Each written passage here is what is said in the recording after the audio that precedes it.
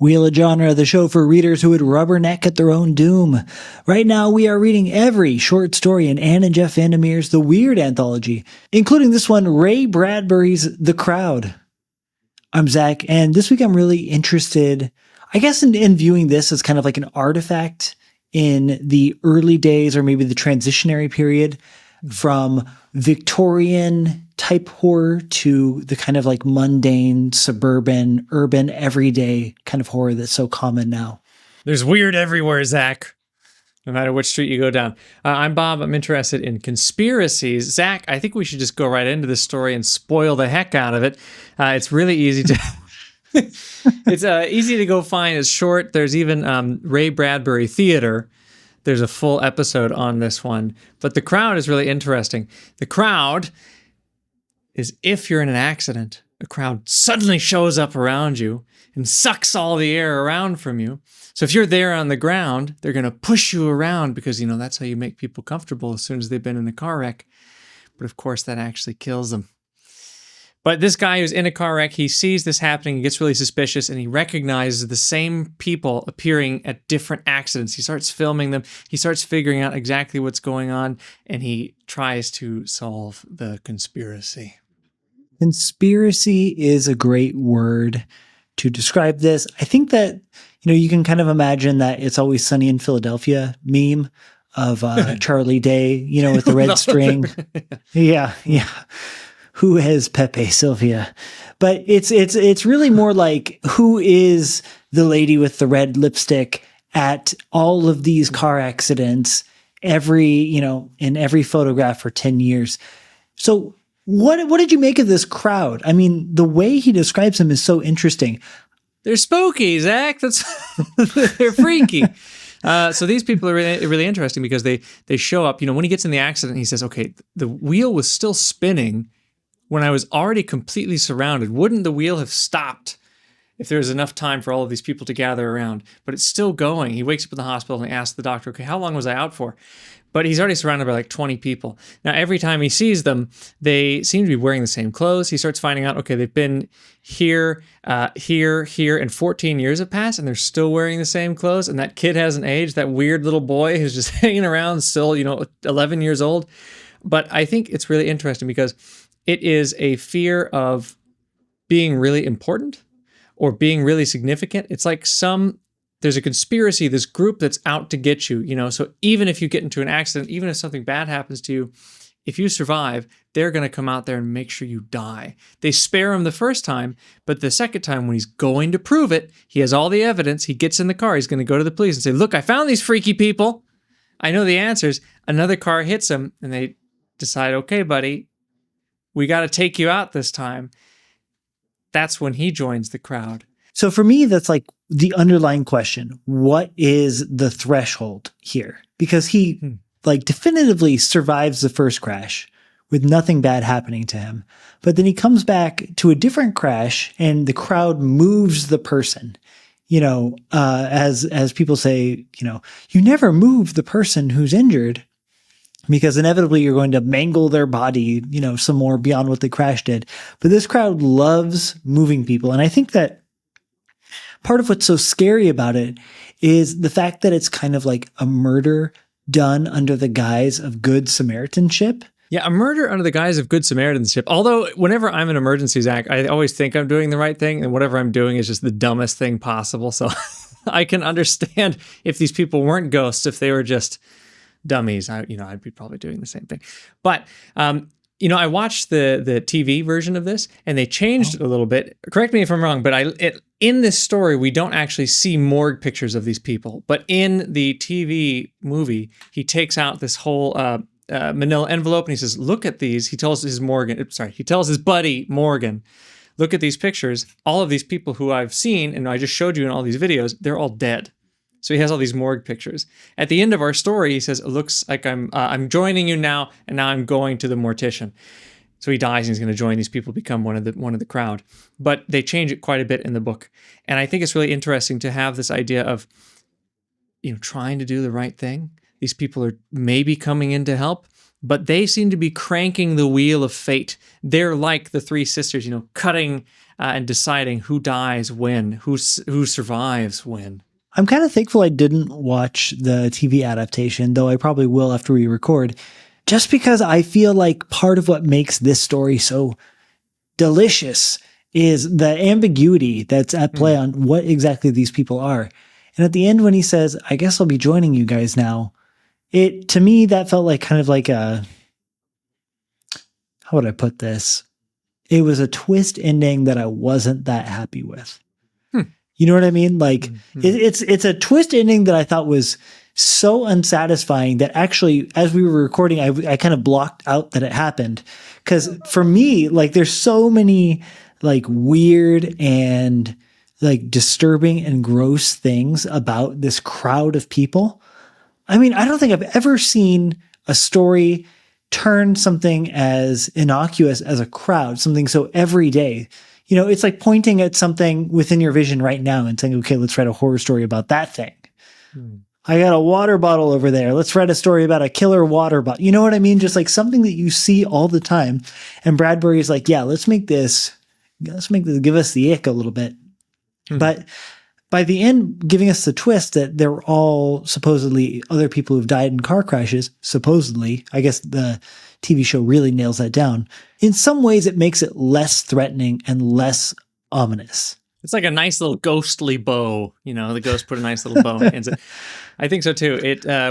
It's weirder if it's just a crowd and it might just be regular people, because he keeps wondering about that. They seem to come around the corners. They all seem to know each other. That's why I think it's like a conspiracy. It's like they're contacting each other. Why does the old man know the woman with red hair, know this little boy? Why do they keep showing up?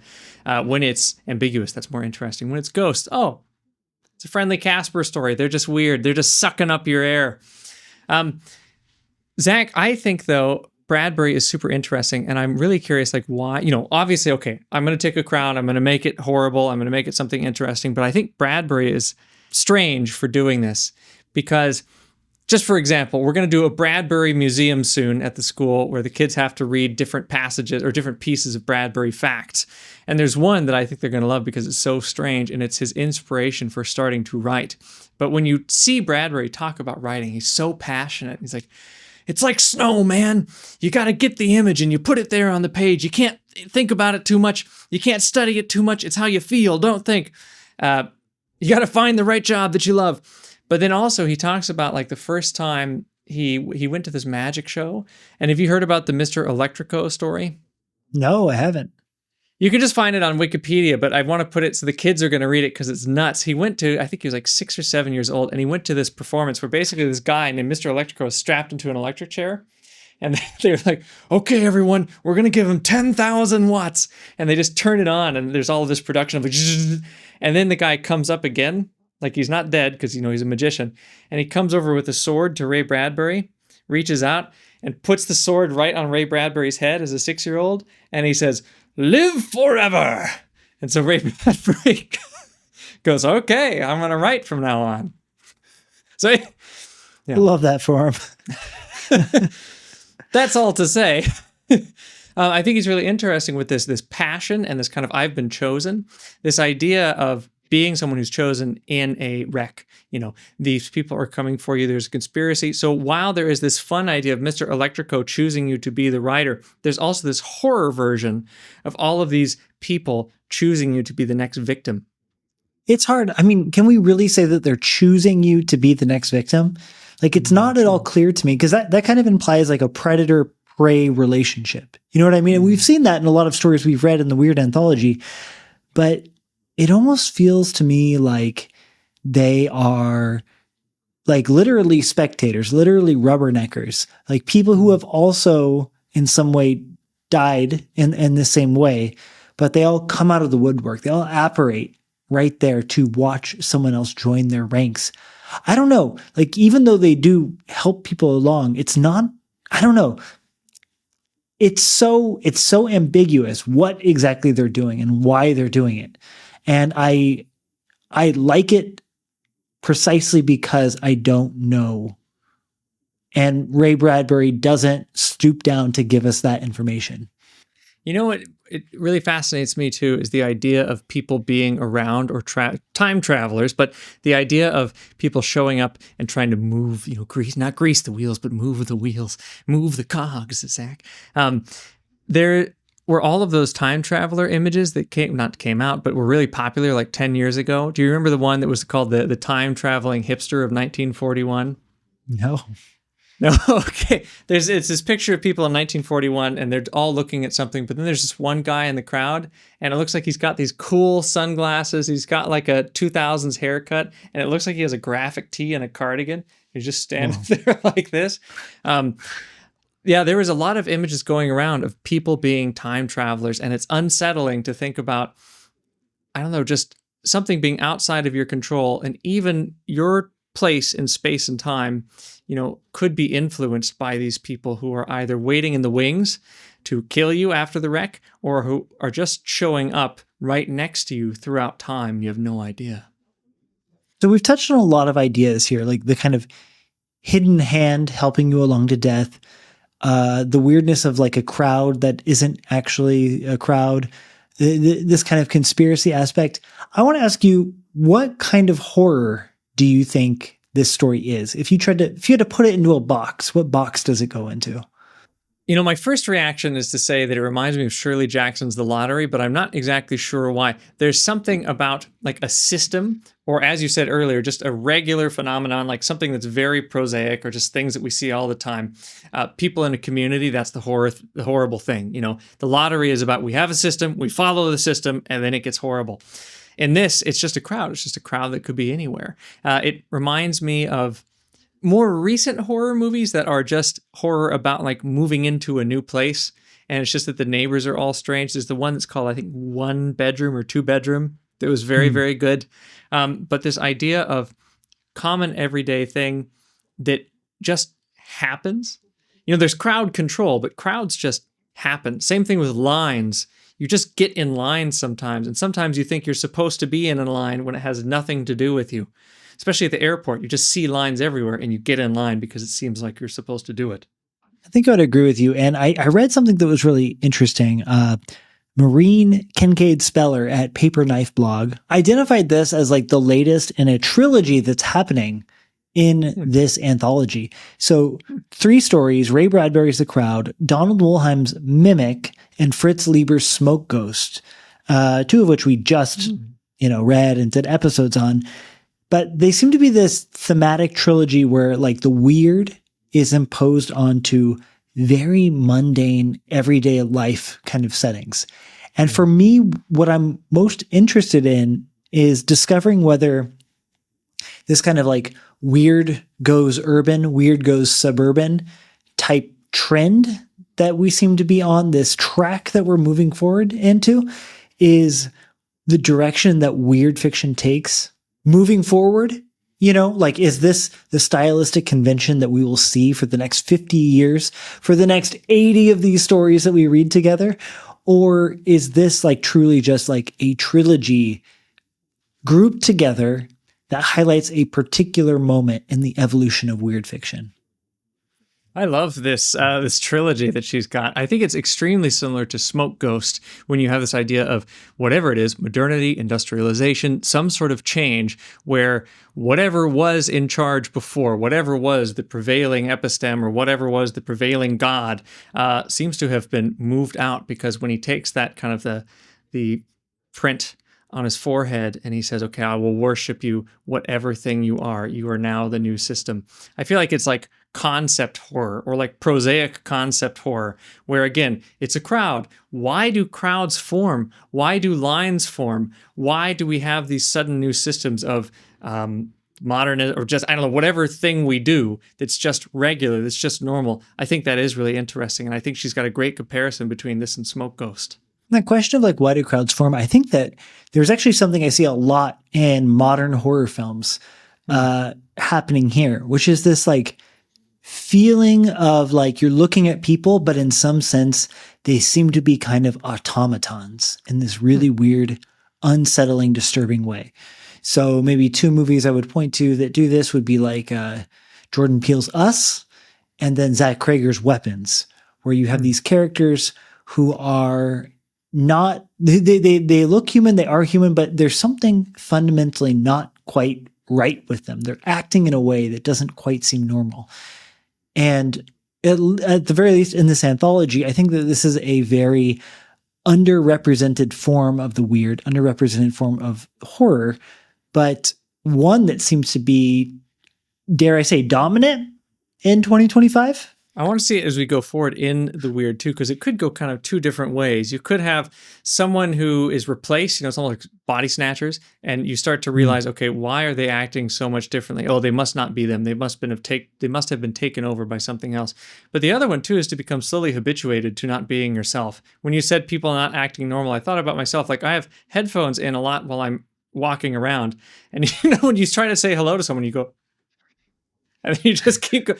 Like you kind of turn into an automaton when you get into a system. Like I'm going to the grocery store. I'm not here to chat with anybody. And then I just go through, I go out, don't even think about it. I have no real interactions just because I'm picking out my stuff and then I go back. It's really easy to get into that automaton mode or to get into that you dehumanize yourself by just living. It's very strange. Yeah. My life is a horror movie, Zach. Hey, just be glad that it's a weird art horror film and not some like teen slasher, Oh God. Okay. There's always someone. That's what that person with the axe is doing behind the tree. I see you. Yep. But you don't see them because you got those headphones in. Okay, so one thing I did want to talk about was how Bradbury seems to have been inspired in real life to write this story. Did you track this at all? Mm-mm. So apparently Ray Bradbury never drove cars. He just didn't do it, wasn't interested at all. And I got this quote that says, in 1935, Ray was visiting Eddie Barrera at his house on Washington Boulevard when they heard a terrific crash outside. The boys bounded out the front door and saw a smoldering car about 100 yards up the street in front of a cemetery. Ooh, iconic. The car had hit a telephone pole head on, and the passengers had been catapulted onto the pavement. 3 people had already died. Another, a woman, was barely alive. So what I think is really interesting about this moment is not just like the impact it made on him. Ooh, bad choice of verbs. But the idea that like he himself is the crowd in this scenario that he's painted. He is the person who came running and watched one woman die and 3 people were already dead at the time that he got there. So like, even though the story is written in the first person of the person suffering the crash, the moment of inspiration for him was actually being the monster, being the villain, being this, strange crowd of people. You can't move them. You just have to call and you have to wait. But I think it is interesting to feel like, okay, I'm trapped here. I should be helping, but I know I can't be helping. I don't even know what to do. You're trapped there. And you probably do feel like the crowd that is all around, breathing and looking and shuffling and mixing and mumbling. You do feel like the villain when you're just on the outskirts and you're not the professional. You can't help. And it's just happening right there before you. And it makes me wonder about this idea, even though we weren't really keen on the idea of them being ghosts for sure, but this fear of becoming one of them, at least we end with that fear of, okay, I guess I'm joining you now, whatever that means. This idea of passing the torch as this force.